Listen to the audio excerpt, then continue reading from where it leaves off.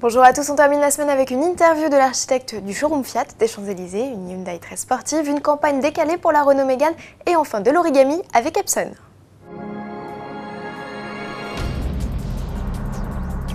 L'une des places to be pour un constructeur automobile, c'est certainement les Champs-Élysées. Peugeot, Renault, Citroën, Mercedes, Toyota, tous ont une adresse sur ce haut lieu de passage touristique.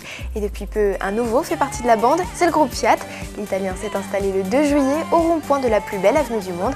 Détail sur ce nouveau temple de l'automobile avec Jean-Michel Villemotte, l'architecte. Le Motor Village, c'était de faire cohabiter les 5 grandes marques et maintenant 6 du groupe et de les mettre en exergue suffisamment dans un espace qui est relativement petit. L'idée, ça a été de trouver un instrument qui est maintenant devenu le noyau du projet, c'est-à-dire un système d'élévation qui permette de déplacer les voitures soit sur des mezzanines, soit sur le premier ou deuxième sous-sol, de jouer dans l'espace avec ces véhicules. Nous sommes dans une sorte de théâtre, si vous voulez. On est dans une enveloppe très sombre. Il y a la mécanique, il y a la scène au milieu qui déplace les voitures, qui sont mis après en situation, éclairées.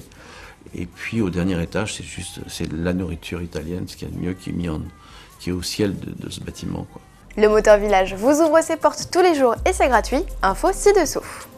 Envie de vous offrir une voiture unique et qui plus est sportive? Voilà ce qu'il vous faut. Cette Hyundai i10 couverte de gazon est actuellement en vente sur le site eBay.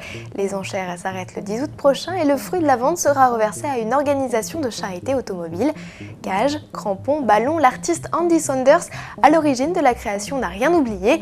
L'auto a été réalisée pour célébrer le partenariat entre Hyundai et la Coupe du Monde et a été la star de l'émission britannique Top Gear.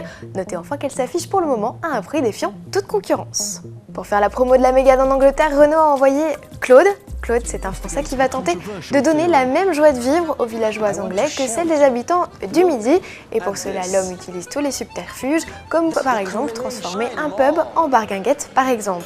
Il tentera finalement de dérider les habitants en leur faisant prendre le volant. Alors est-ce qu'une voiture peut changer une ville? Réponse sur le site meganeexperiment.com. Le beau temps n'est pas au rendez-vous en cette période de vacances. Vous vous ennuyez? Eh bien je vous propose un atelier origami, c'est à la mode en ce moment. Après la R8 en papier, voici la NSX Grandeur Nature d'Epson. Plusieurs mois ont été nécessaires pour venir à bout de ce modèle puisqu'il a d'abord fallu créer une architecture en carton avant de découper et assembler les morceaux. Si vous voulez vous entraîner, voici l'adresse pour télécharger le gabarit.